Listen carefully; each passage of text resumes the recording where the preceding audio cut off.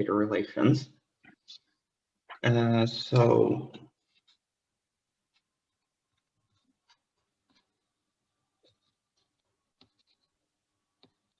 first we have to prove that these commutations are 0.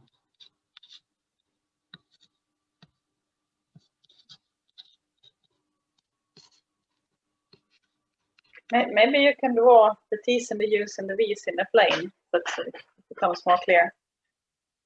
Okay. But I didn't really use that. But I draw them in a plane, but I didn't. I wrote out the matrices. How the vectors? Yeah. So the plane like this with T, and I don't really remember which one is U and which one is V. So V is the next one, and the last one was U. Okay.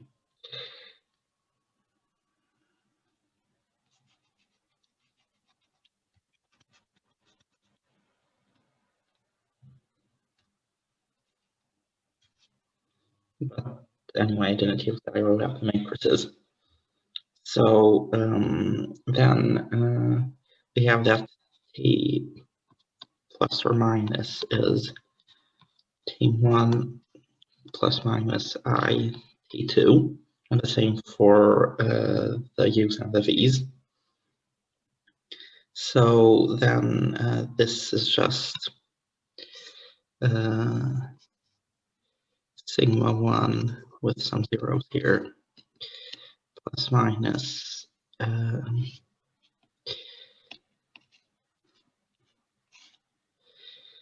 and so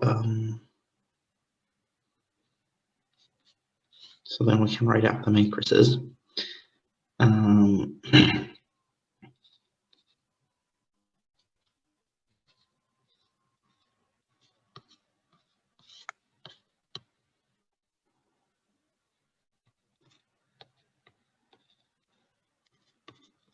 Which means that it's plus or minus.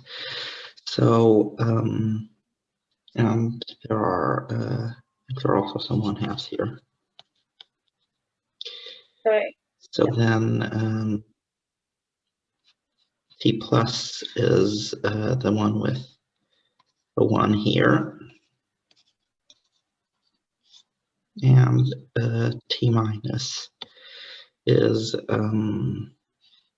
has a 1 here.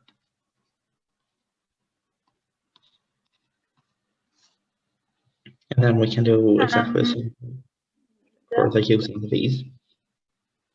Did you say something? Is that so, really? So I sigma 2. So sigma 2 is off diagonal minus II. So it should be like this. Around. Okay. So then this is T plus, and then this is T minus. Yeah. And there is a factor of 1/2 missing in the first line as well. You have it on the second. Yeah, exactly. And then the U's and the V's are the same thing, but somewhere else. So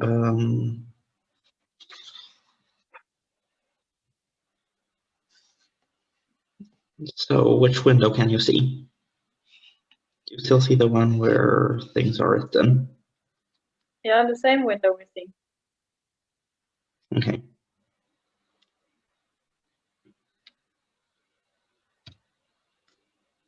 So then this means that so T minus is this matrix, T plus is this, and then V minus is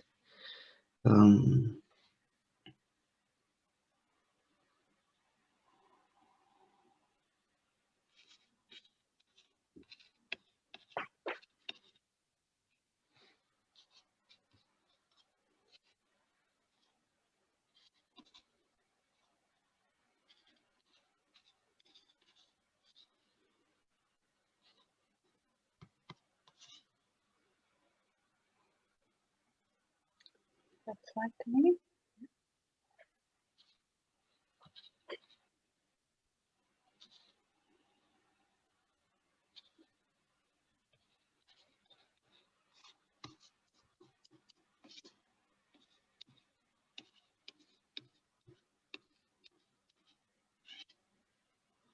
So then to calculate these commutators, we just do the matrix products. So, so if we want to do T plus and V plus, then we can calculate the product of this matrix and this matrix.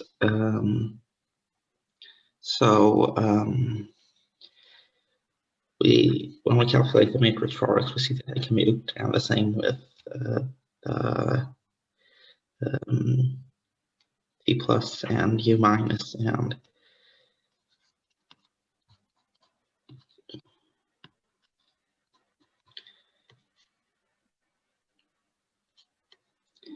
this would be a V. So then these are also 0, and then the commutators with T plus and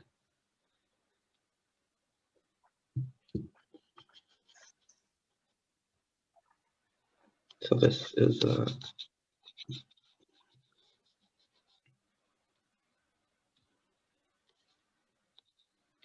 this is also 0, and then if we do the matrix products of the other ones, for example, if we take the then we see that they don't commute, and if we do the matrix products,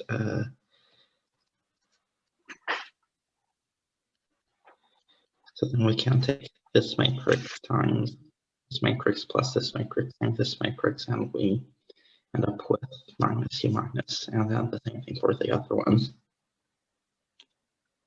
So it does not, it's not quite correct, I think, but it's just simple matrix multiplication that went wrong somewhere. Could you try sharing it again?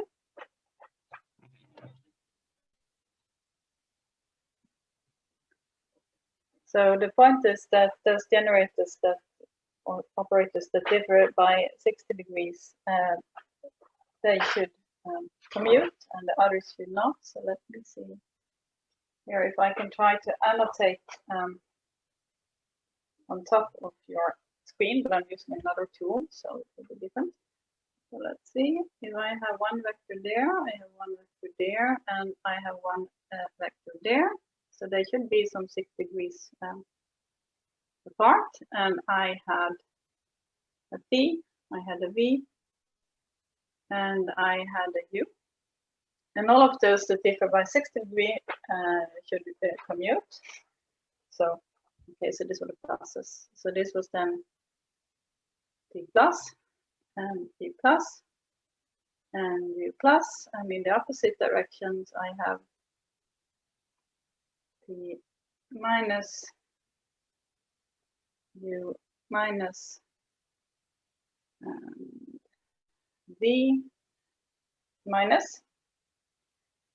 So for example, T plus and V plus should commute because they are at angle 60 degrees. Also the U plus and V plus are at angle 60 degrees, so they should come up. Let me see, T plus with V minus, that should not be 0 according to this. So I think it's supposed to be a U.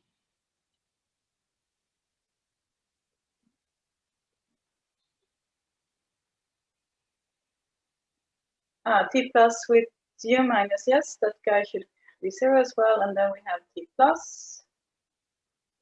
Here it is. T plus with V plus, which is not 0.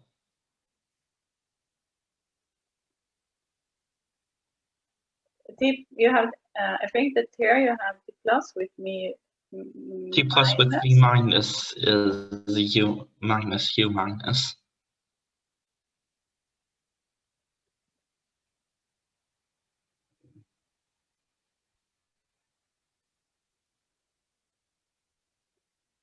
But yes, so let's see. So V minus is over here. So It's at angle 120 degree with respect to t plus, so that should commute. Okay, yeah, I think it's right then. I was misreading your U's and your E's. So Okay. good. Any questions to that solution?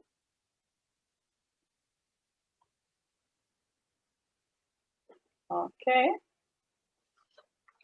If not, we move on to problem number 2.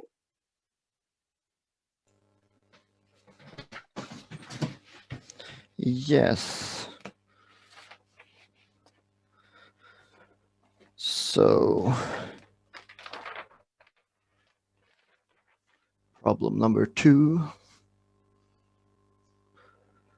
In the first part, well, for some setup to begin with. If you have a better pen, or when you tried before, I could read it quite well, but this is marginal. It's readable, but not well readable. Okay, let's see here. So either you think about how you write, or if you have a slightly better pen. Yes. So if we write it a bit bigger, readable. The problem is that it's a bit faint every now and then. Ah, shit.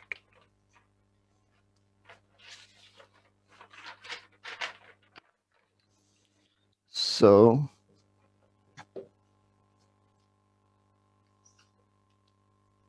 Better. yes. So we have 2 quarks scattering.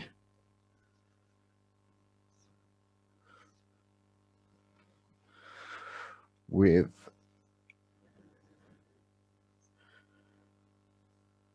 indices KL and IJ. And at vertices we have TA, KL. Fortunately, I really can't read it. It's IJ on the upper 2 and KL on the lower 2 legs. Is that the case? Yes. So I need to write bigger, right? It doesn't help so much to write bigger because the pen is too Is it faint. the pen? Yeah. Anyone else has a solution, or should I just run off and grab a bigger pen, better pen?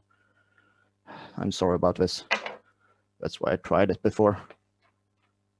Yes, it did work when we tried it. Yeah. Okay, But I'm the just pen going to run off probably real quick and doesn't grab a better pen. I'm really sorry about this.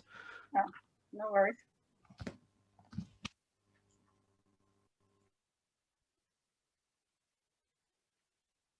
So then maybe I can, meanwhile,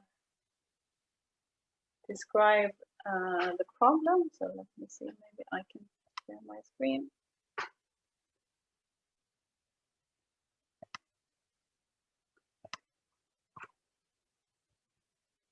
So the problem here is about the so-called color conservation, that if we have scattering of quarks, we have the same colors, red, green, and blue, coming in as going out. So the color structure of the interaction is described by the TA matrix for gluon A, coupling the quark J and K. And the task is to see that if we have gluon exchange between 2 quarks, we have anyway the same colors, red, green, and blue of the quarks before and after. So here the red, green, and blue is just denoted by letters, arbitrary letters, I, J, K, L. And maybe Emil is ready to take over now. Yeah, thanks. Sorry about that. So I should then stop my share, otherwise.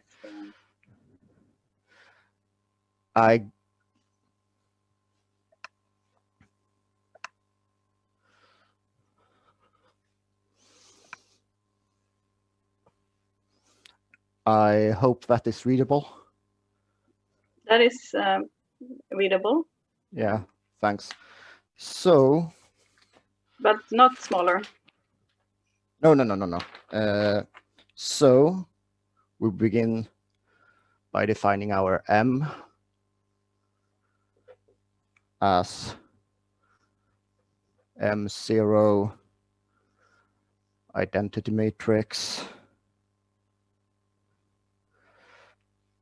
plus MATA, where we sum over A, and then we are asked to identify the components M by multiplying and taking the trace. So if we start with identity times M, we get M0 times the number of the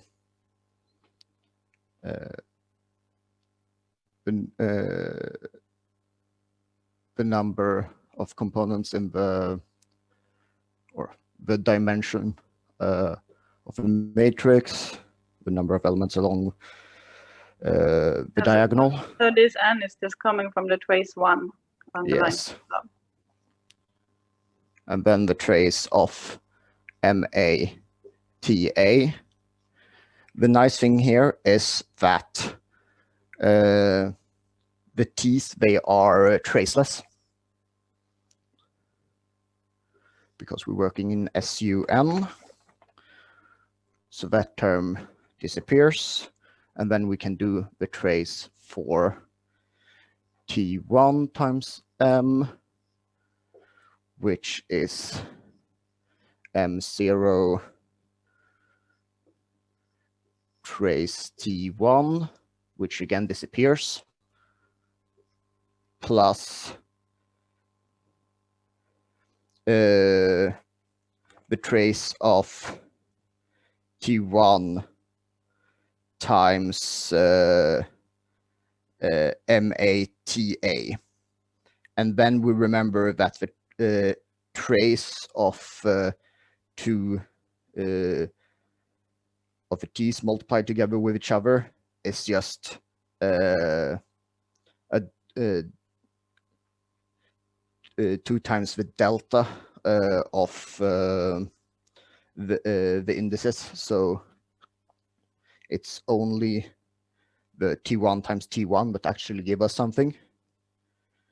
So that becomes M1 half.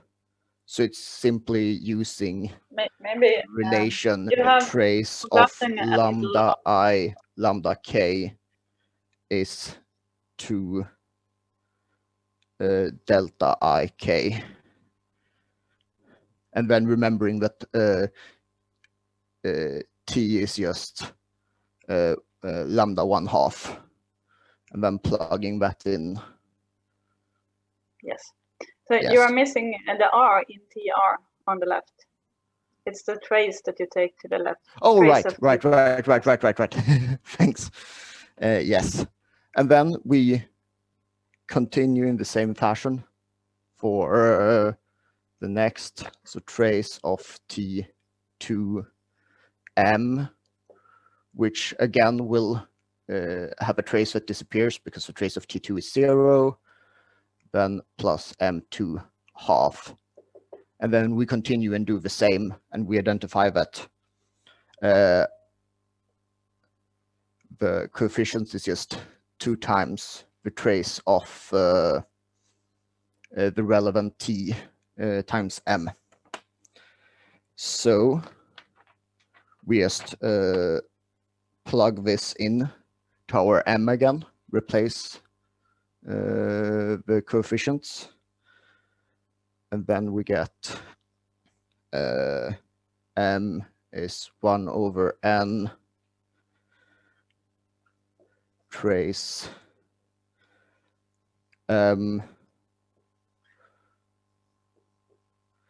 identity plus 2 trace TA M TA. And then we're asked to just simply do this for one of the entries in M. So for example, as they say here, just take this for Mij. And if we do that, we see that we have 1 over n. The trace of M, that's just mkk. And the identity, that simply yields a delta ij, because it only has entries on the diagonal. And then plus 2 retrace TAM can be written as TAKL MLK, and then TA just is IJA. And then we're asked to simply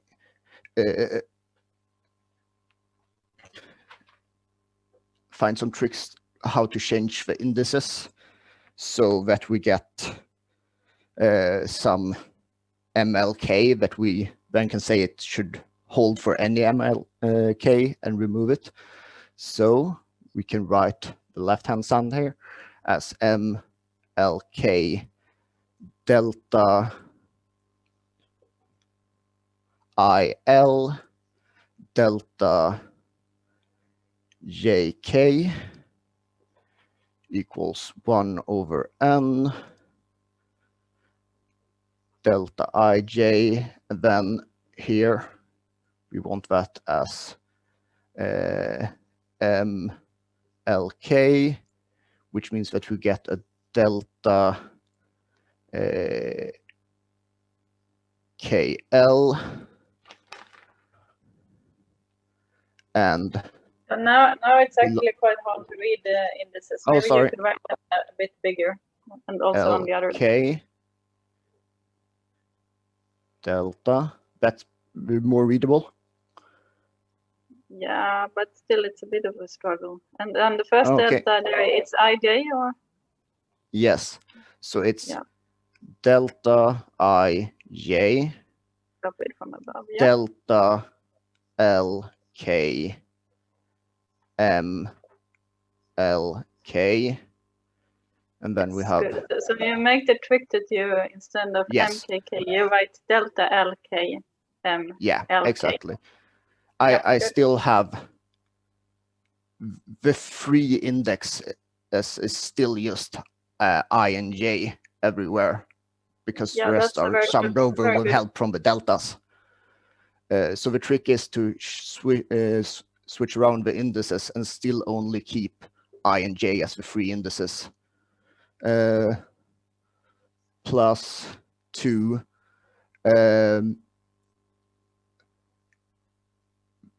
the trace here, that's just scalar, so we can switch places on that scalar, and TAIJ just to get the order that we want later.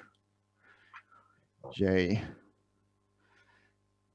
A T A K L M L K, and here we get to the Oh, here point it's where all we components, so it's easy to move terms around as Yeah. you want. Yes, and here we say that this should hold for any MLK. Yeah. Yes, which means that we get our delta IL delta JK equals 1 over n delta IJ delta LK plus 2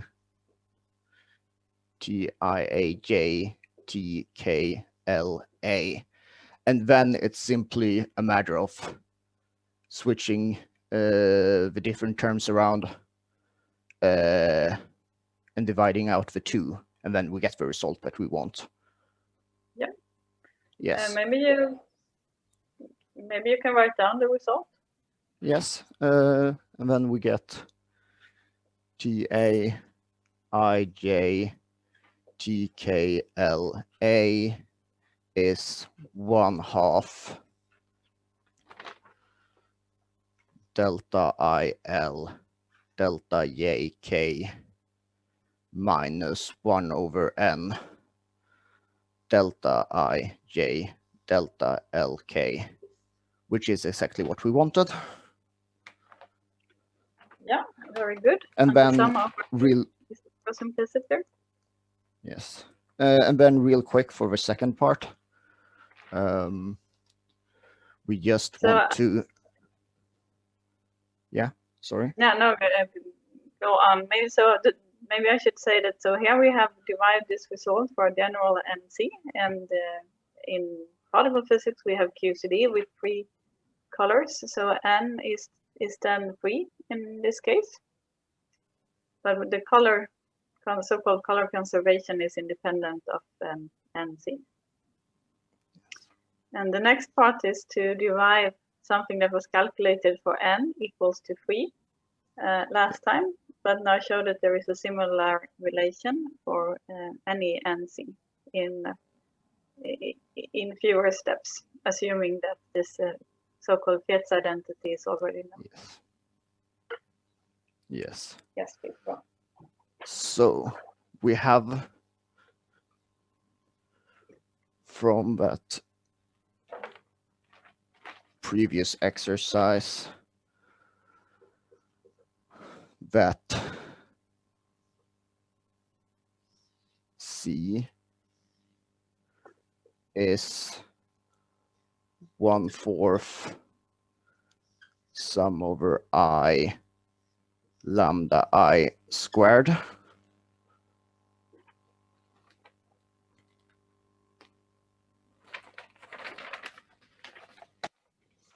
And if we just remember that TA is lambda A 1/2, we can just plug this in to the identity that we've just derived. So we have 1/4 lambda IJ A lambda lambda A IJ, which then becomes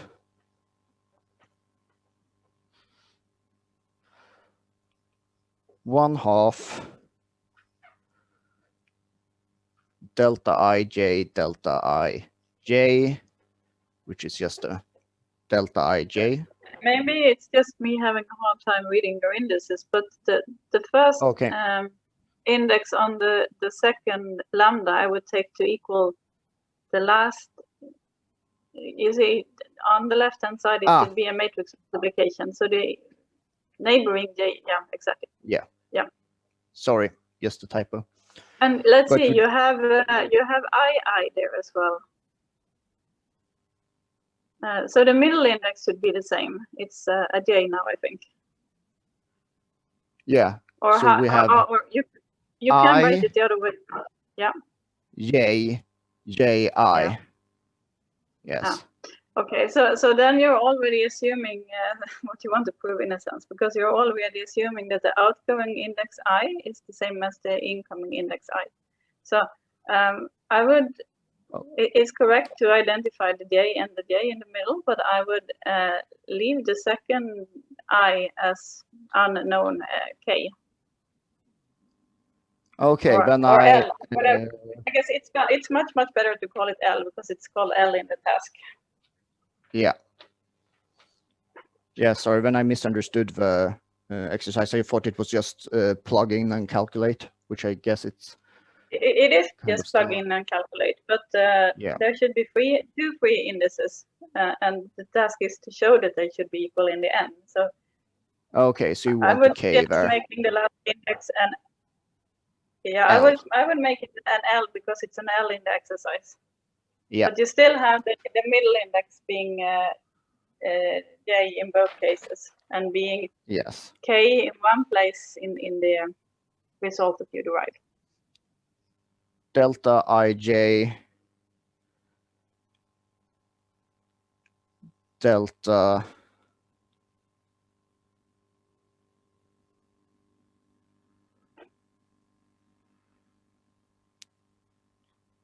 And that's, let's see here, delta ij delta jl.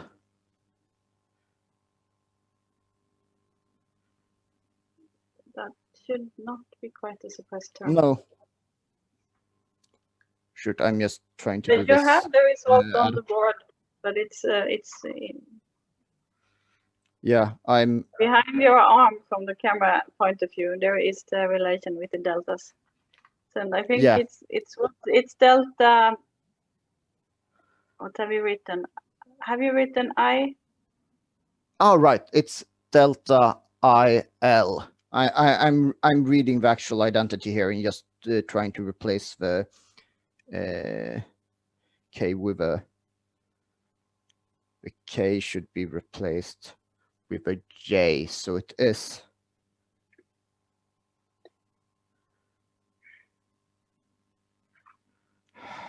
sorry. Feel a bit of this. So in the J. in the identity on your board, can you? So what do you have for the first term there?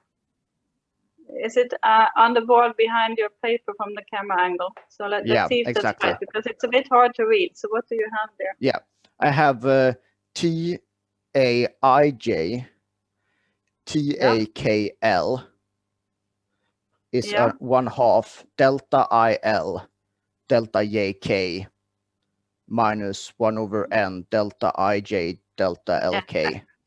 And in your expression that you're trying to write down now, J and K are the same. So the delta JK is delta KK.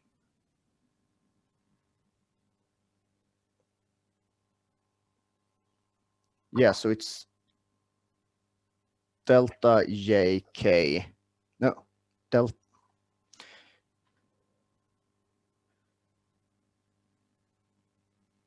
So it's delta JL delta IJ. There, I got it right? It should be delta IL delta KK, because J is K, or sorry, you call it J. K is J, I would say then. And then it should first be delta IJ. Sorry, delta IL, I mean. Delta IL for the first guy. And the second guy should be delta delta J. Delta JJ, thanks. Yes. Sorry about that. Minus 1/3.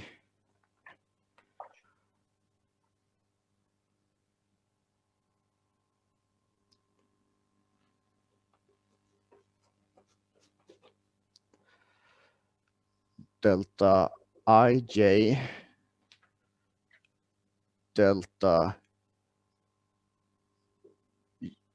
JL.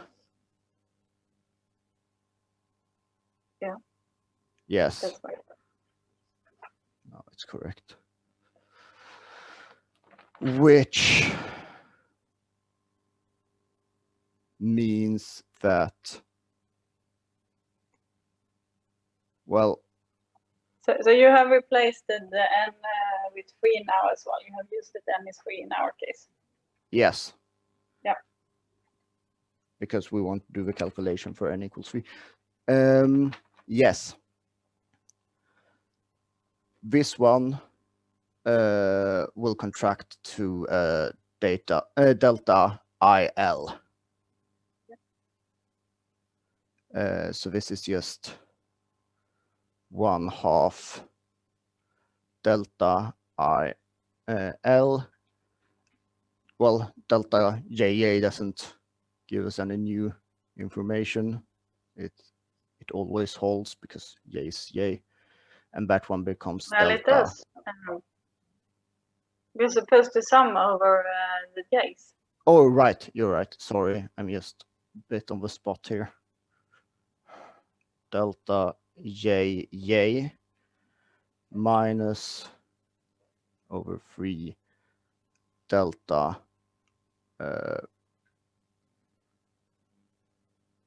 we can contract that. IL. Yep. Yes. And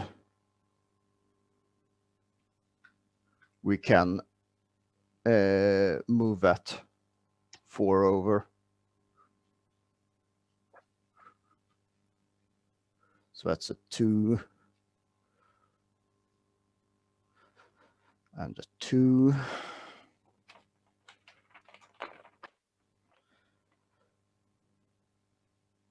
There we go. And then we see that this means that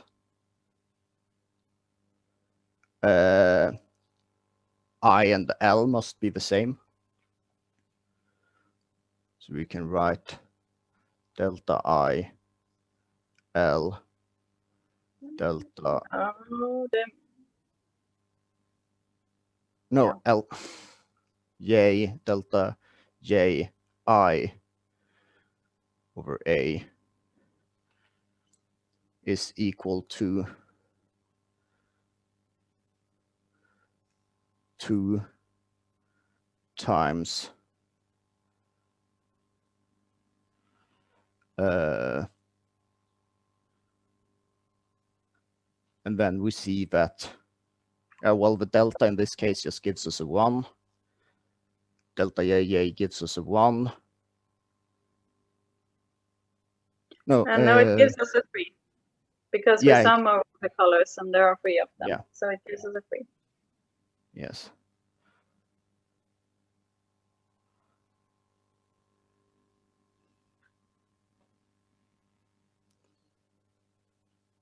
Yeah, delta JJ gives us a 3. Delta. So I would view it as it's the component IL of a matrix on both sides. Yes.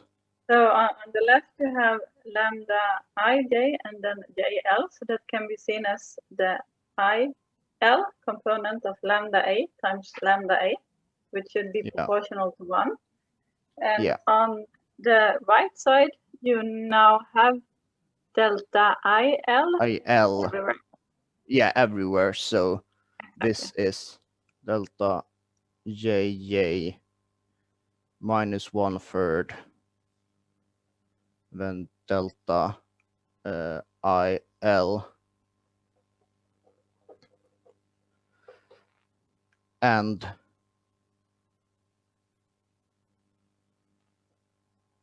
and the delta JJ that is just 3.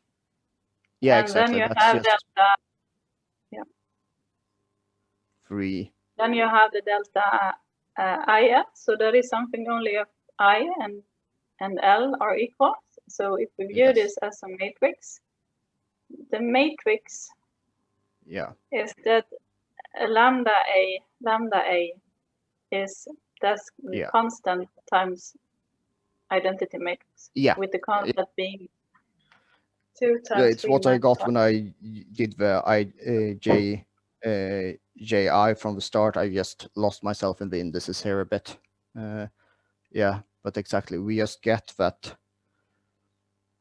if we look this term here is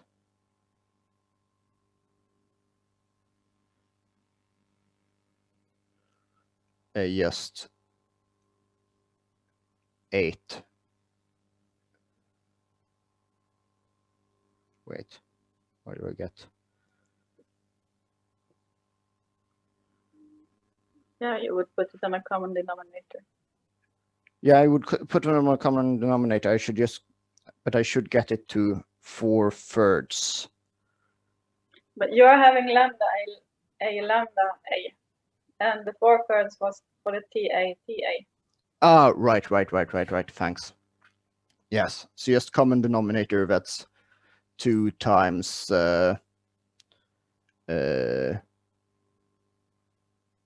that's 9/3 minus 1/3, so that's 8/3.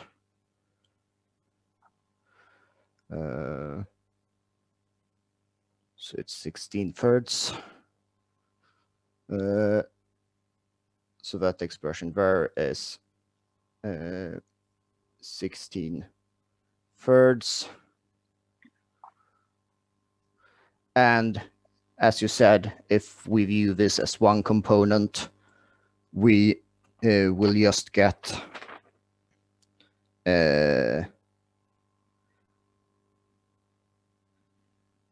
C equal to, well, we have the expression for the lambdas now. So I guess, yeah, I get that 1/4 back again. Yes. Sorry about that. So if you divide, and then we get 4/3 times an identity matrix. yes. Since And it that- identifies one component. Yeah, that is blocked by some table or something in the picture. But, Oh, sorry. the rest was readable, but it got Yeah. lost there. Okay, so the last So that is result right. is just, if I write it up here so you can read it, sorry. C is thirds lambda n. Yes. Yes. And this constant is known as CF, and it's a famous result in QCD. And here we have calculated it the nice way. Was it hard to get the idea, or? No, I just did the. I misinterpreted the exercise a bit, and then indices are hard to juggle around with when you're on the spot. So sorry about that. Yes, of course, it's an order of magnitude harder when you're in front of the board and everyone's looking at you. Yeah. But was it hard to get the idea when you were on your own, or? No. The biggest problem for me with this exercise was remembering that the t's are diagonal. I was stuck on that for a while before I realized I could just remove that when I identified the components in the first exercise. You mean that the trace of the t's are 0? Yeah. Oh, sorry. Yeah, the trace of the t's are 0. Yeah. Okay. Yes. Good. I think that was exactly the intended solution. So I would say that you understood the problem well. Let's see. It's now 11 o'clock basically, and we have more problems to solve. But maybe we should take the break now, and because it's no point in starting right now. So let's see. Maybe we have to make a selection among the remaining problems. So is there anyone who's ready to present problem 3? If this is not the case, then I will present problem 3 after the break. So let's take a break and see you 15:15. I think that I can start the problem, but maybe you can take over afterwards, because so I started it, but I got stuck on some parts. Yeah. Problem 3. Yeah. Then maybe we should take the first few minutes of the break to try out the technique to see that we can read your board, etc. Okay, I have the digital board, so I hope. Oh, you have a digital board, so maybe you're confident that it will work, but we can try it if you want to. Sure, yeah.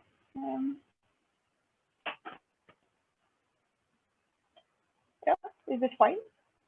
This is perfectly fine and very readable. Okay, awesome.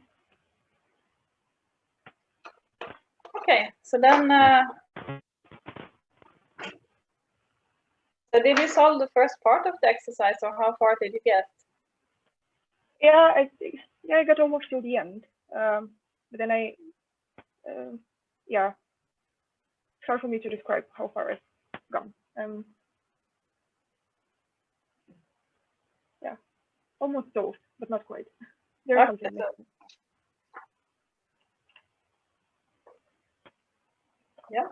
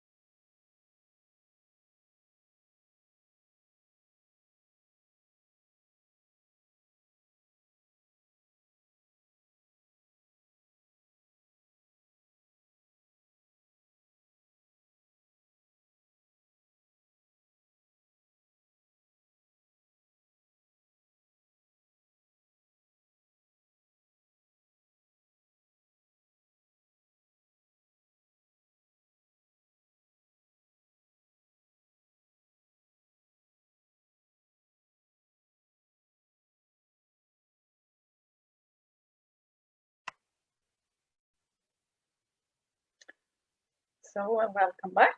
It's like 1:15, so it's time to start. And Christina has offered to present the solution to the problem, but I think I should first say a few words about the problem.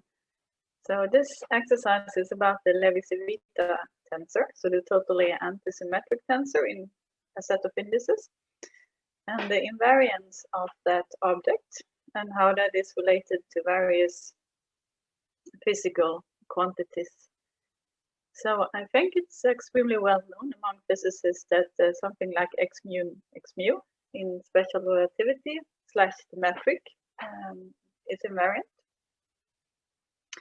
This relation is far less known, the invariance of the Levi-Civita epsilon tensor in various cases, but it also has quite interesting consequences. So in the first exercise, we will prove that it is invariant for SO1, 3. So we will prove that epsilon I, j, k, l with 4 spacetime indices is invariant. And that is actually related to the Pauli-Lubansky tensor that we have seen in the course, a fact that is not particularly well known at all, but still important because the Pauli-Lubansky tensor is very essential for spin physics. So it's the relativistic version of the spin tensor. It is also important for QCD and hadron physics, but I'm not going to go ahead and convey the solution to problem number 2. And in problem number 3, we will have a look at the group SL2C.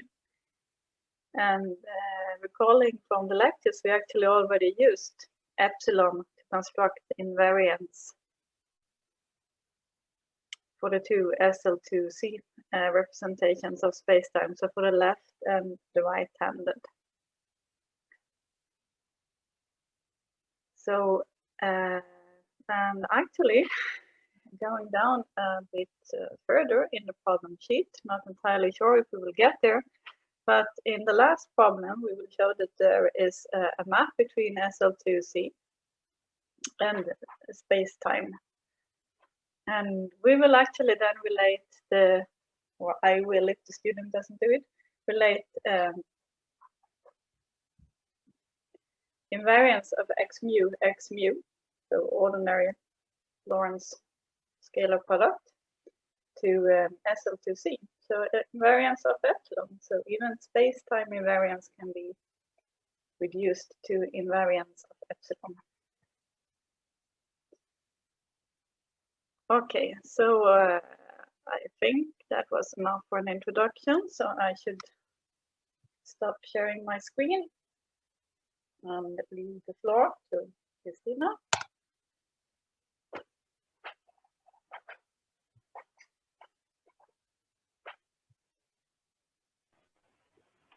Okay. So exactly the point of the exercise is to prove that the Levi-Civita tensor is invariant under Lorentz transformation, which would essentially translate into proving that epsilon I j k l is equal to some other epsilon, call it A, B, C, D, and then transform each index respectively as L, I, A, lambda B, no, was that lambda J, B, lambda K, C, lambda L, D. So this is the final form that we want to obtain. And we also remember that we are using the SO13 group. And the important part here is that the determinant will essentially be equal to 1. And this will become important in a minute. Correct, but the arrow should be under the S. Sorry? It's S that stands for special. So it's S that says the determinant is 1. No, okay. The statement is completely right, correct. Of course. It was a bit confusing. Thanks. Yeah, right. Right, what we need to make use of is the Leibniz formula, which reads as follows. The determinant of some arbitrary matrix A is equal to the sum of some sigma, which runs through Sn, and I will say what that is in a moment. Then we take the sine of sigma. We also take within the sum the product ranging from I1 all the way up until n of the elements of this arbitrary matrix I, with indices I and sigma ith component. Now, what this essentially means is that we take our 4 indices and we perform permutations of it. So, for example, we take the combination 1, 2, 3, 4, and now we count how many times do we need to iterate pairwise the indices in order to go back to 1, 2, 3, 4 sequence. And in this case, we don't really need to do anything. So the sine of sigma will be 1, and we can conveniently write this as -1 to the power of 0, where 0 means that we didn't need to do any permutations in order to go back to 1, 2, 3, 4. And I will just do a couple more examples. If we take, let's say, 1, 2, 4, 3, we need to do 1 pairwise permutation to go back to 1, 2, 3, 4. So this would correspond to -1 to the power of 1. So we will get a minus in this particular case. Whereas if we take, if we take 1, 3, 4, 2, for example, we need to do 2 pairwise permutations. So we will go with a plus sign there. Okay, very good. Now, what do we do with these 1, 2, 3, and 4? We apply them here in the product. And I will just expand. I will expand the first part. So we take -1 to the power of 0.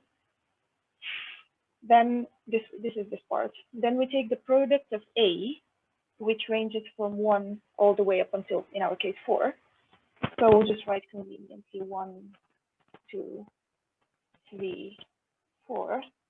And the second index would correspond to the specific permutation that we have taken into consideration. In this case, 1, 2, 3, 4.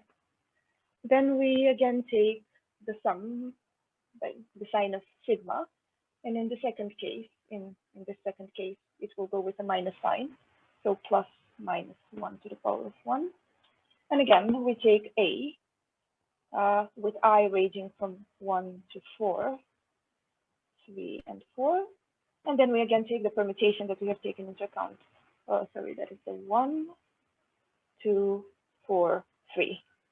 Plus, and so on and so forth. And there should be, I think, 24 in total in the case of 4 indices. So what this is useful for is that this thing over here with the pairwise permutations exactly corresponds to a Levisi-Vitti tensor, which is antisymmetric with respect to its indices. So we can write this in a shorthand way, and so we can write this as the determinant of A is equal to, and I will use upper and lower indices so that I essentially bring it to this form up there. Let's see if I can do this correctly. Epsilon, so this should go as epsilon A, B, C, D. I've written it up there. A, and I will take the I, J, K, L. In this case, will be just 1, 2, 3, and 4. So this range in the product, A1, A2, A3, A4. And then the second index would range as A, B, C, D. Now, this is for an arbitrary matrix. The matrix that we need to consider is lambda. So we can just write this in terms of the determinant of lambda equal to, and I will just copy this real quick, A, B, C, D, lambda 1A, lambda 2B, lambda 3C, and lambda 4D. And as I said at the beginning, it will become important that the determinant of lambda is 1. So I can just substitute this part with a 1 instead. Yeah, I can do, okay, I will just write a 1 there. And this is the point where I maybe need a little bit of help, because now I need to introduce another set of, well, I need to introduce another Levisi-Beta tensor, which accounts for the upper indices up there. But if I start counting the upper indices as well, I need to compensate for what I have changed. And I don't really, well, I couldn't think of how to do that.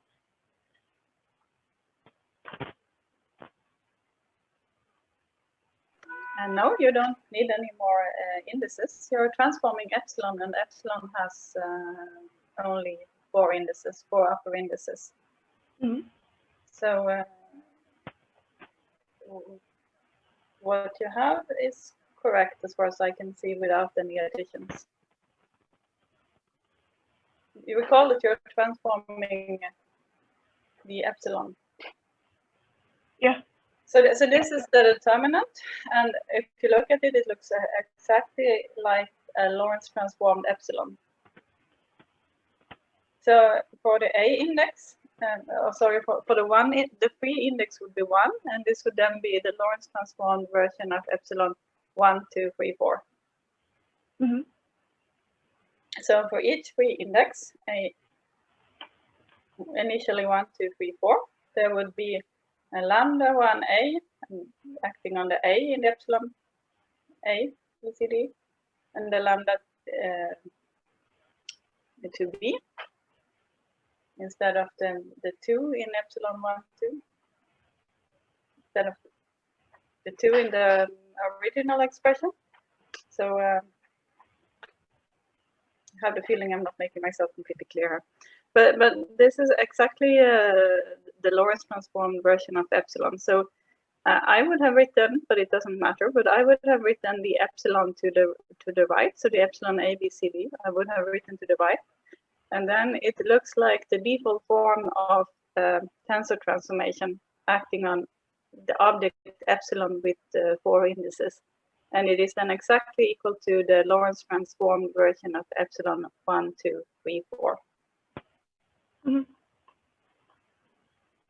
So what you have found then is that Lorentz transforming epsilon 1, 2, 3, 4, we get exactly this determinant. Epsilon 1, 2, 3, 4. Right, and then the rest. Yeah. Okay. Yeah, and now since this is relativity, we should we should pass it. Maybe we should start from a 0. We should possibly be picky with index positions as well. So let me see. So this is not. So I want to swap the position of the epsilons. That epsilon 1, 2, 3, 4 is epsilon A, B, C, D, lambda 1a, lambda 2b, lambda 3b, lambda 4b.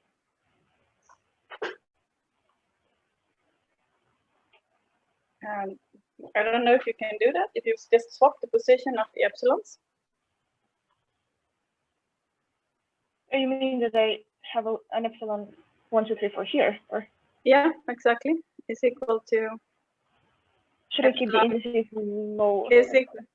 I would have written the indices upstairs on that epsilon. Aha, okay, yeah, yeah, sure. That's maybe. And then then your sequence of lambdas after the epsilon A, B, C, D. Your sequence of lambdas. So yeah, so I just write this as it is.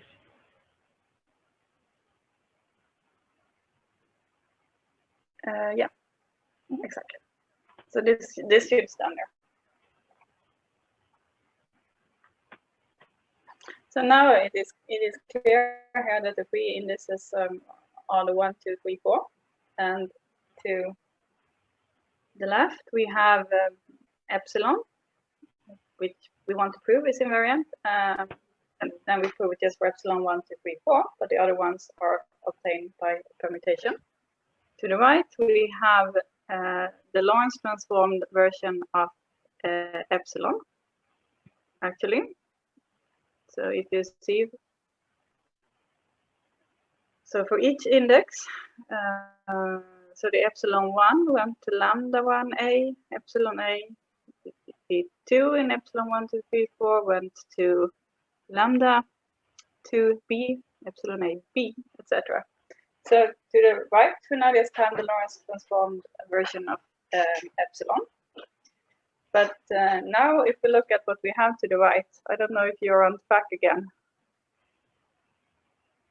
So if you now look at what we have to the right, this is actually exactly the formula for the determinant. Yeah, right. And the determinant should be invariant.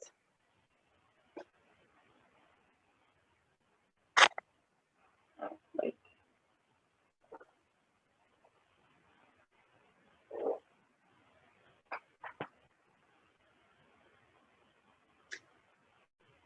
Do you want me to go on, or do you want to? Yeah, yes, please. Ah, okay, yeah. So the point Should I- then is that this has proved that at least the epsilon 1, 2, 3, 4 is Lorentz invariant. And if we permute the indices, nothing essentially happens. So all the components of epsilon are Lorentz invariant, because the determinant, if we can see a little bit up on the page, the determinant is invariant, and this is exactly the formula for the determinant. And so if the determinant is 1, this epsilon must also be whatever it was before, for example 1. And therefore epsilon, the tensor, is invariant. So when we Lorentz transform epsilon, as we Lorentz transform objects with 4 indices, it doesn't change. And note that what we used was actually the determinant condition. So it was the S in SO 1,3 that we used. And that is concluding the first part of this exercise, actually.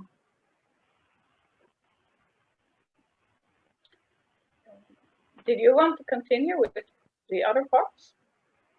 I think that I would maybe rather no. So Okay. then then I'll have a go at it. Okay, so you stop share and I will try something new. So I will try my tablet, but I will share the screen and use another program, another than before.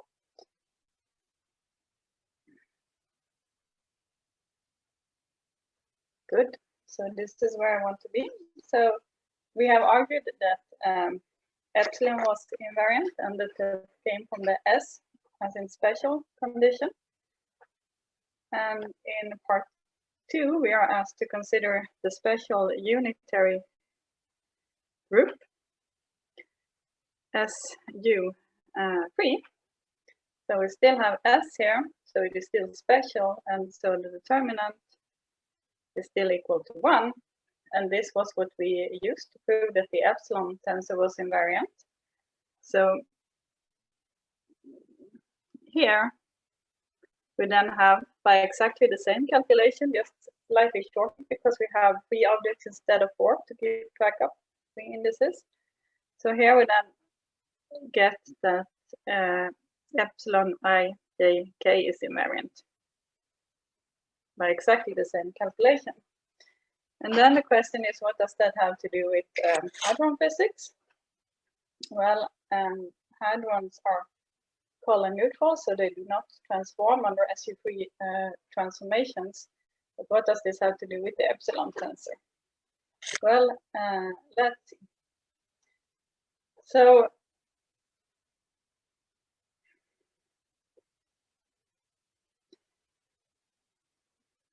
scalars in color space are the completely antisymmetric combination of all 3 indices, so red, green, and blue. So I then write, I have a state which is then for my first particle. So my particle 1 is sitting here, my particle 2 is sitting here, and my particle 3 is sitting here. So I have then red, green, blue, plus cyclic permutation of red, green, and blue. So next I move red 1 position, red, green, blue, and then I move red 2 positions, red, green, blue.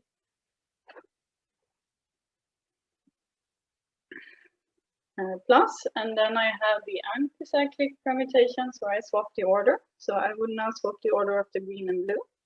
So I get red, blue, green with a minus sign. Minus, and now I move red 1 position, red, blue, green, minus, moving red another position, red, green, blue. And if I want, I can have some normalization here, 1 over square root of 6. Now, this state, I can, if I call my indices 1, 2, 3 instead, this is 1, 2, 3, this is 3, 1, 2, this is 1, 2, 3, this is 1, 3, 2, this is 1, 3, 2, and 1, 3, 2. So for the last 3 terms, I always read cyclically 1, 3, 2, 1, 3, 2, 1, 3, 2, and those come with a minus sign. So this is the completely antisymmetric state. There is only one such state, as we could see from Young tables. Now, we can then write this as epsilon in a neater way. So this is our normalization, epsilon I, j, k, the state I, j, k. But now we have just seen that this epsilon is invariant.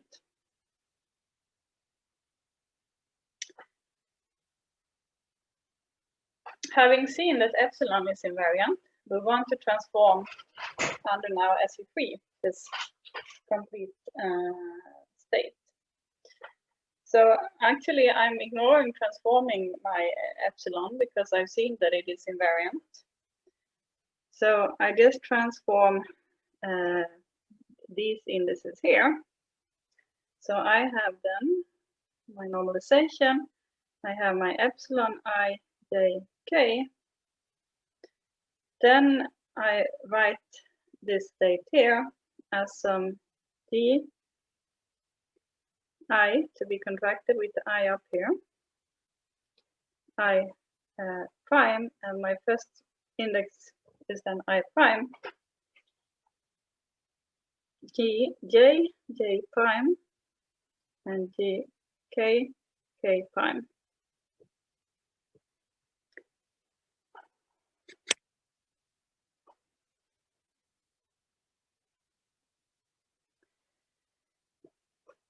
So now, when I wrote this down, my intention was that this guy should act forward on these indices here.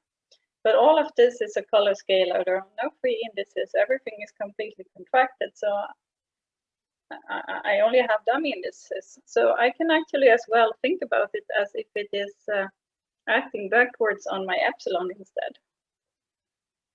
So what I then have is my SU3 transformed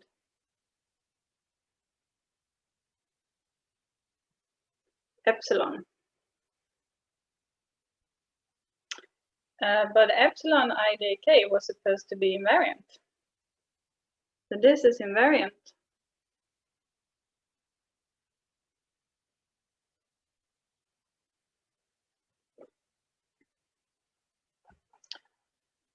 So I can use my starting expression. So what I then get is nothing but what I started with.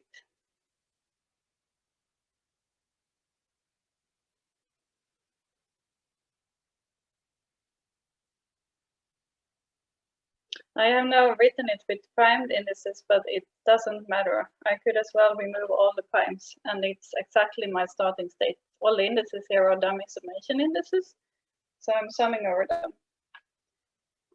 So the point then is that using that epsilon was invariant, So I could ignore transforming my epsilon. So I transformed only this state.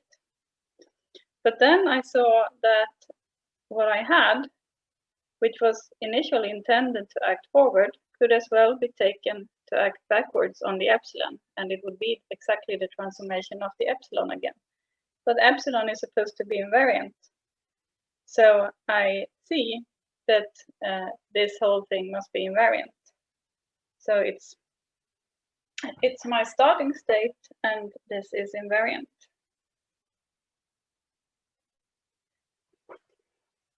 And this has a lot to do with hadron physics, because I have 3 quarks in my protons. So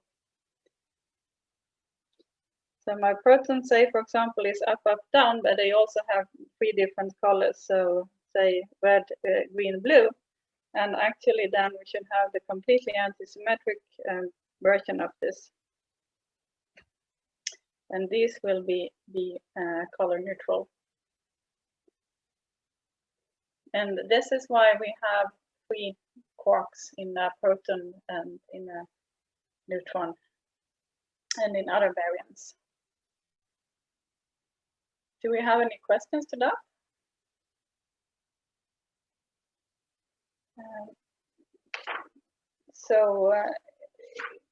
Did anyone want to comment on exercise C here?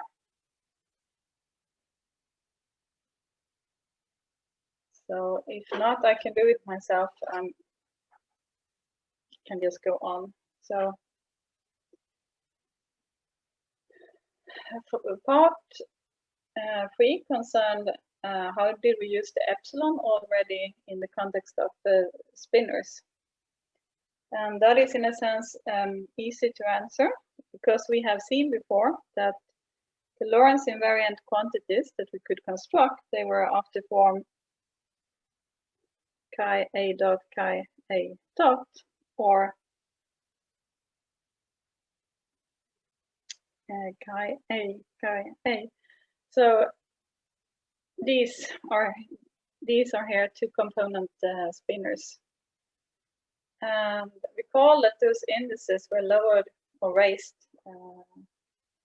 by epsilon. So my first expression I can then write as chi a dot, nothing happening to that guy, and then epsilon a dot b dot chi b dot.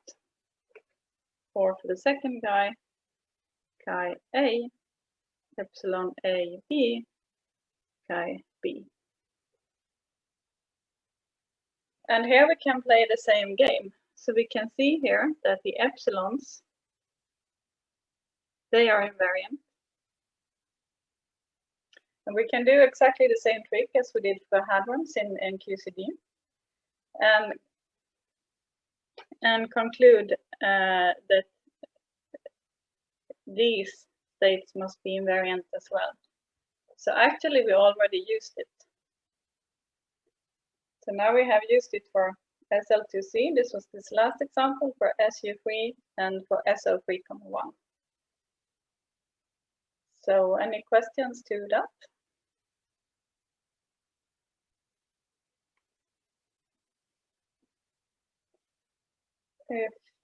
If not, let's move on to the next exercise. Did we have anyone who was prepared to present?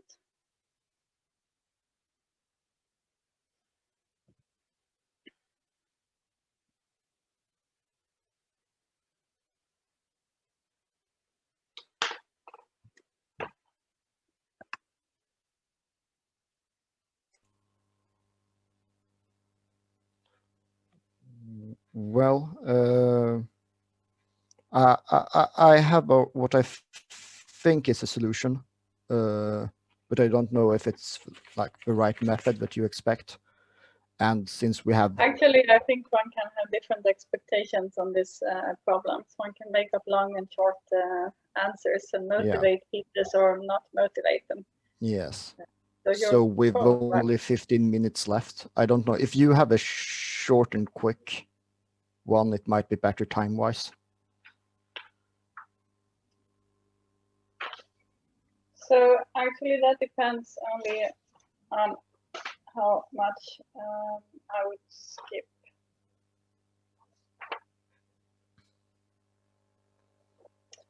Yeah, okay. You already presented, you did a good job. Okay, so I can do it then. So let's see, I should then go back to share my screen. On the tablet, which I think was somewhat smoother than the other solutions. So maybe that could have been an option for the whiteboard for the lectures as well. Now I share the whiteboard, but I should have shared my screen instead. And I want to go here, make a new document. Okay. So this question is about the direct spinner and what happens to it under parity. So we write the direct spinner as consisting of some left and some right part. And then when we Lorentz transform it, we do it with lambda 1/2 0 and lambda 0 1/2. So we have a block diagonal matrix, big zeros in the other places. These are lambdas are 2 by 2 matrices acting on the chi L and the chi R. And then let's have a look at the explicit forms of these lambdas here in the left and the right chiral representation. So I can write my left chiral representation as e to minus I theta dot sigma over 2, and then there was no I for the boost, so it was plus eta dot sigma still over 2. So this is this 2 by 2 block here, and then I have big 0, and then I have for my right chiral transformation the same for the rotations. So I have e to minus e theta dot sigma over 2 plus eta dot sigma over 2. So I should have the same for the rotations. So I should have a minus sign there, but I should have the opposite for the boosts. So I should have a minus sign there as well. And this is then acting on the same state.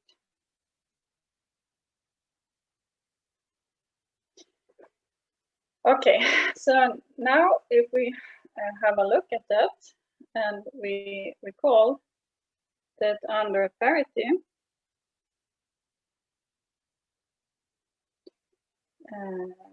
my rotation generators go to themselves and my boost generators go to minus themselves. Note the minus sign there. So if I would apply parity to that matrix, no, cheat a bit. So parity applied to that matrix, it does nothing to the signs that I have in front of my rotations because they come from the Li, and the Li, they are the same. So I still have a minus sign there, and I still have a minus sign there. But for my boost, my Ki go to minus Ki. So my plus sign up here is going to become a minus sign, and my minus sign there is going to become a plus sign. And now if we look at that, we see that it is exactly as if the left and the right Lorentz transformations have swapped place. So this guy goes to that guy. And therefore, it is exactly as if these have swapped place. So from that, we conclude that the parity acting on chi L would give us some chi right state, and the parity acting on chi right would give us some chi L state.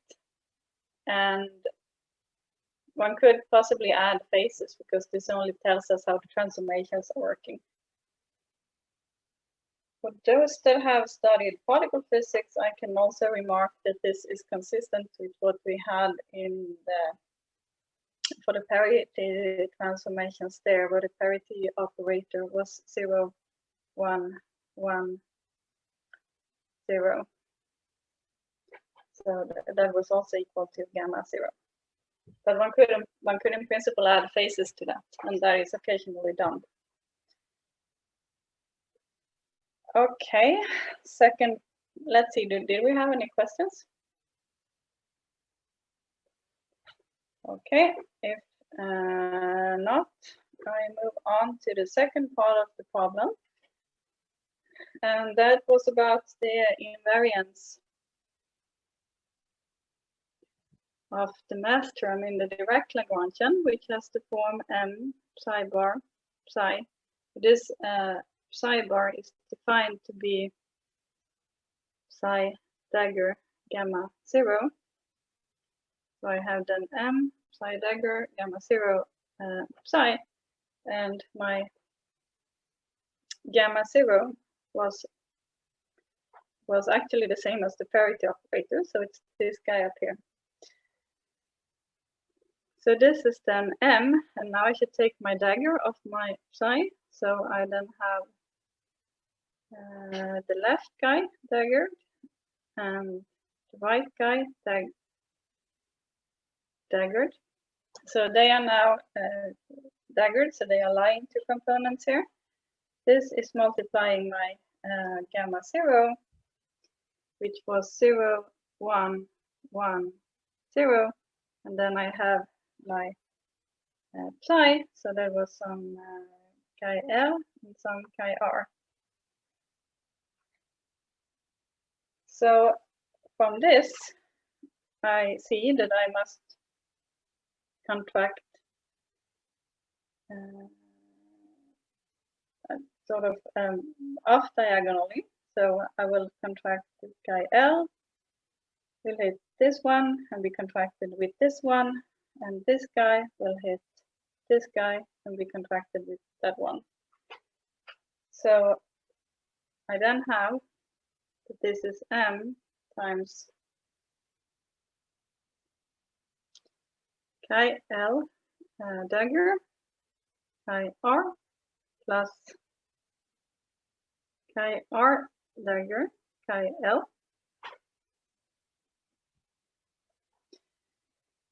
And then if we recall from the lectures, for example, for this term, this is then chi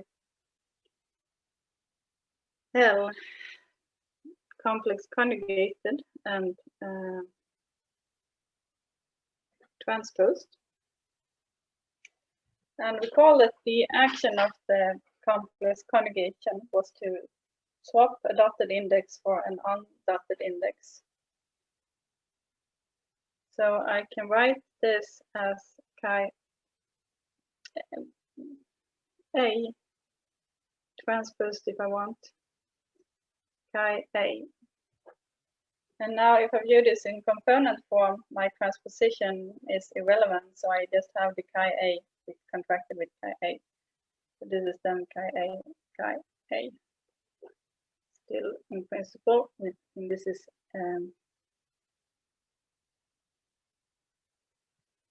well, so if this one was an L, this one was an R.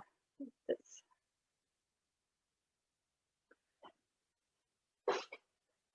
So the point is that I get these sort of structures.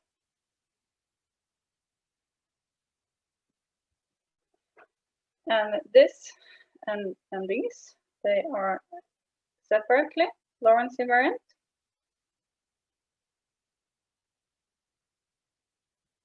So the mass term is a sum of two terms that are separately Lorentz invariant. Okay, let's see what to do with the last exercise. I think it's the right priority not to go through the last exercise, but Let's first see if someone is prepared to present it.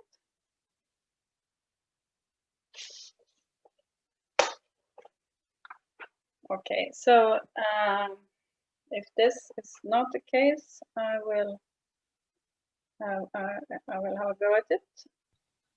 You're talking about exercise 5? Yeah, that was about exercise 5. I can present that. Okay, then I should stop my share screen here. Good. So now you should be able to share or point the camera to something interesting. Okay. So in exercise 5, first we're supposed to prove that SL2C is a double cover of the proper orthogonal Lorentz group. So what I did was that I looked at the this representation of the Lorentz group where we have e to the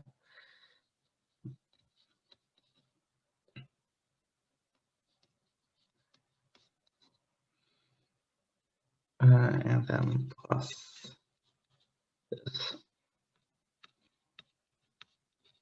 Then we have zeros here, and here we have something similar. So then see that this part here is the Lie algebra. So we can write a matrix in the Lie algebra of this as minus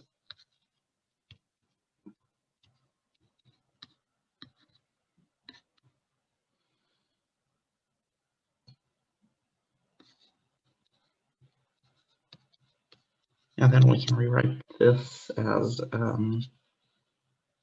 we can rewrite it like this.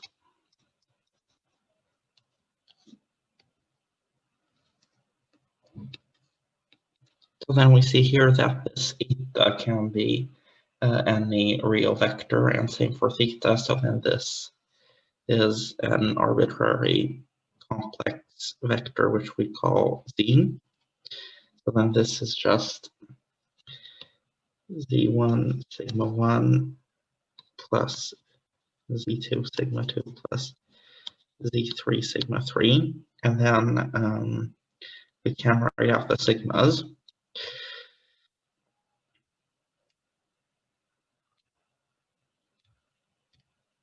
So then we get that this equals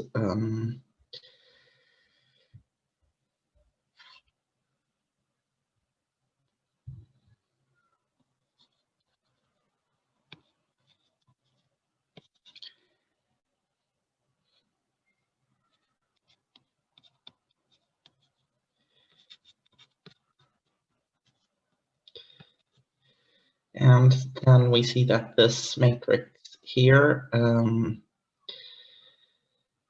this is just some arbitrary complex number, which we can call C, and this is also a complex number, which we can call B. So then this matrix has a form Z3 BC minus C3. Then we see that this matrix here is just an arbitrary traceless complex matrix, and we know that the Lie algebra of SL2C consists of traceless complex two-by-two matrices, so they have that form. So then that solves the first part of the exercise. And then in the second part,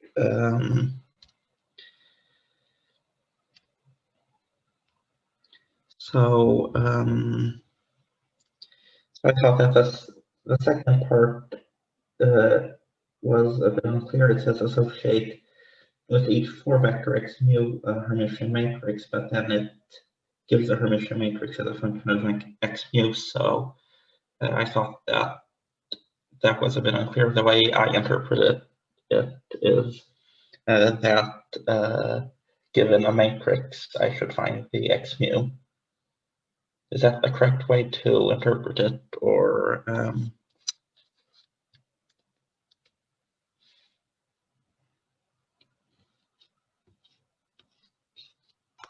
So my computer got slow, so I was trying to unmute for a while here. Finally, I made it.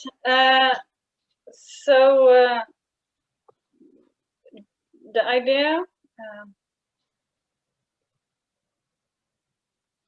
So I'm not sure why I understood it as there being two parts actually of this exercise, because the first part is sort of given.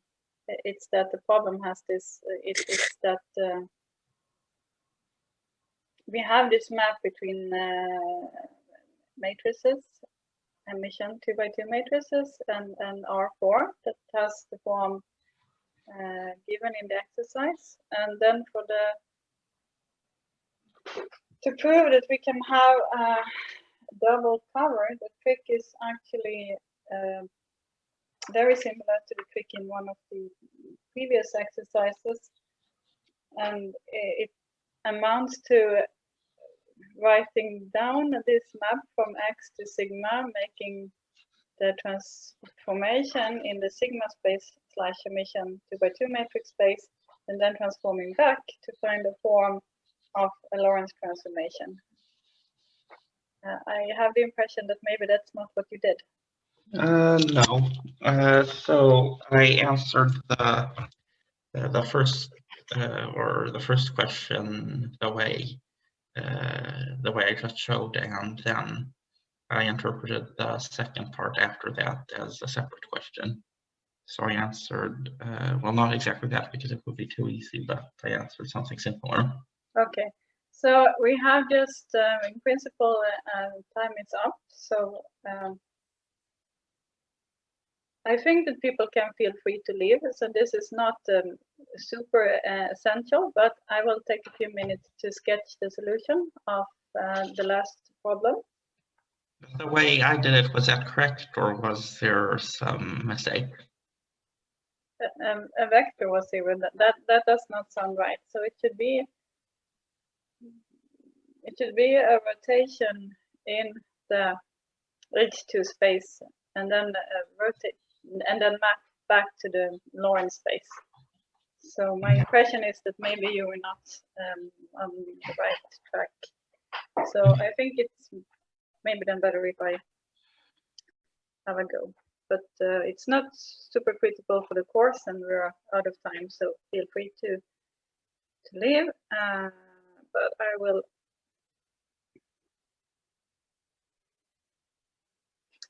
I should share my screen here again, and I should move to my notebook here, and let's see. So I'll try to be quick here. So we have here some map x mu sigma a, which we write as x0 plus x3, x0 minus x3, and then from the sigma 1, x1, and x1 from the sigma 2, it should actually be minus I x2 here, but it doesn't matter for the exercise, it's a typo, and plus I x2.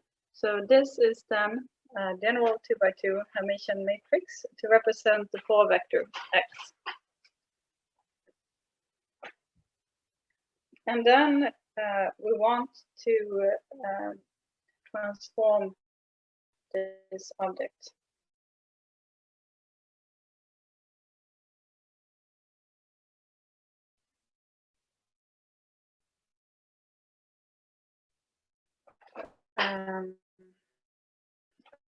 First, to note that the determinant of this one is step, for example, x0 multiply x0. So this is x0 squared, and then we have minus x2 squared or minus x1 squared. The term x mu, x mu. So this is Lorentz, and the determinant being invariant then translates to the condition that x mu is invariant. Then we want to make the transformation. So we then write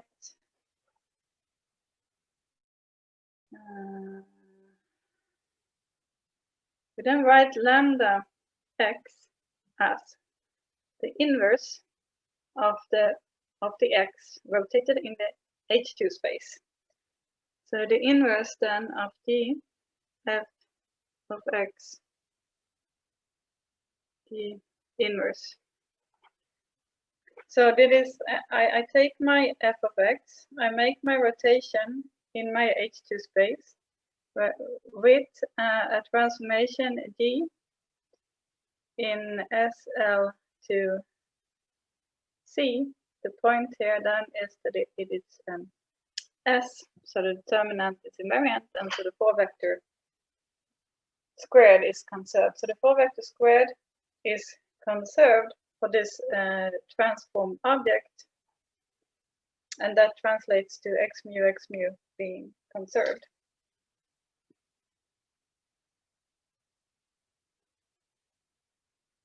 So it has the right property. This transformation will conserve the x mu. But now we want to find a map to see that what we have is actually a double cover. So I take this relation here and I invert it. My f is invertible. So I then have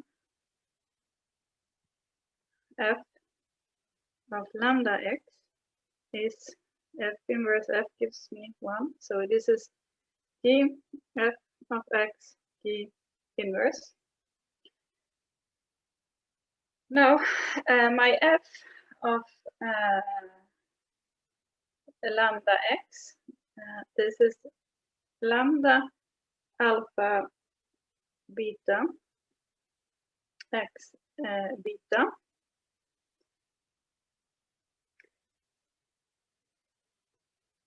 sigma alpha.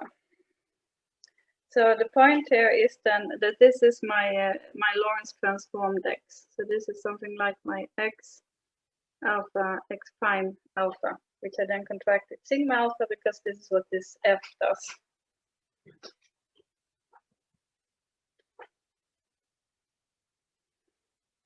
And here I write out my f of x on the other side. So this is d x beta sigma beta d inverse. Now this should be valid for all beta. For all x beta. So this means that we must also have the relation lambda alpha beta sigma alpha is d sigma beta d inverse. Then what I do is that I multiply with some sigma gamma and I take the trace of the expression. So I have then my lambda alpha beta, then I should multiply, so I should have sigma gamma standing to the left of the sigma alpha. So here comes my sigma alpha. And this is then sigma gamma d sigma beta d inverse. And I wanted to take the trace over all of it. So I am doing this trace on this side and trace on the other side. Now this lambda alpha beta, that is just a number, it's just a component. So I have essentially traced sigma gamma, sigma alpha, and this gives me 2 delta gamma alpha. So I have lambda alpha beta 2 delta gamma alpha. And this is then equal to the trace of the right-hand side. So I do nothing to the right-hand side. So I have trace sigma gamma d sigma beta d inverse. Now, of course, I can use the delta function to trade my alpha for a delta. So this is then lambda alpha beta times 2, but I will divide with this. It's then 1/2 trace sigma gamma d sigma beta d inverse. And now I have thus derived a closed form of the component alpha beta of my Lorentz transformation matrix. So lambda alpha beta is equal to this thing here. Now let's have a look at what's happening if I take my d and I map it to minus d. Well, what's happening then is that I insert a -1 there and a -1 there.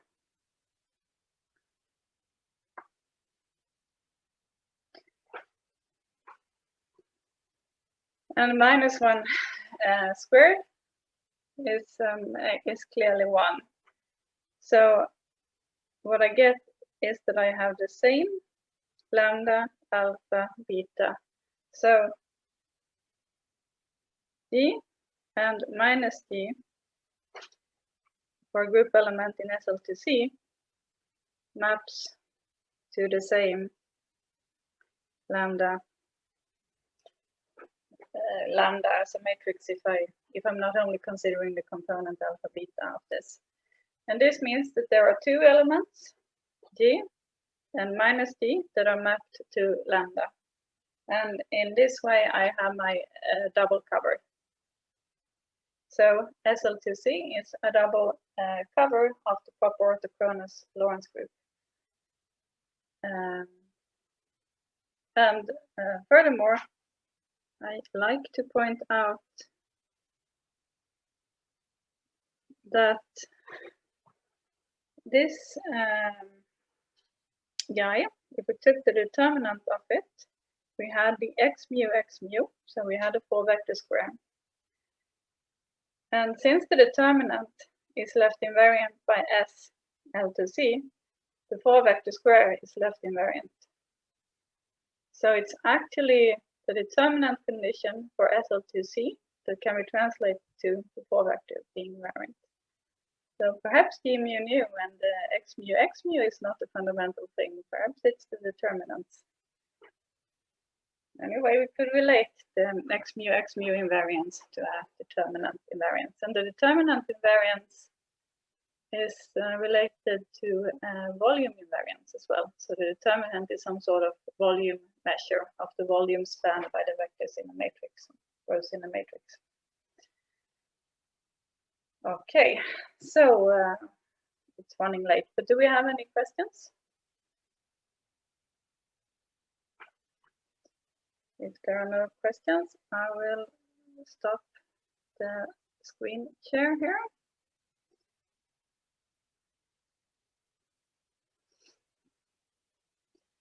And then in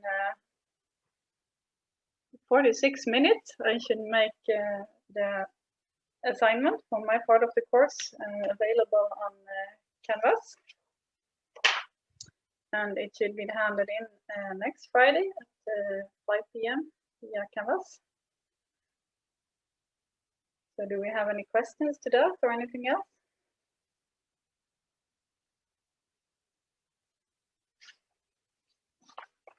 If there are no questions, I say thank you for the course. I think we have covered a lot of interesting material, so I hope you have learned something useful, and I wish you good luck with the assignment. I've noticed that I'm running out of oral exam slots on Canvas, so I should add some new slots there, but I will probably make an announcement about that. Of course, you should have the right to have the exam in that week, so I have to make that happen somehow.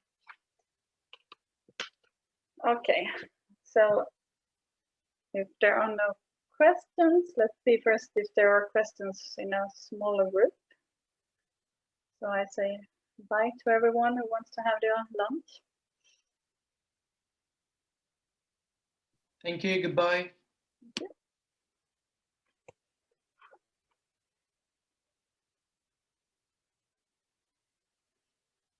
And there are a few persons hanging around still.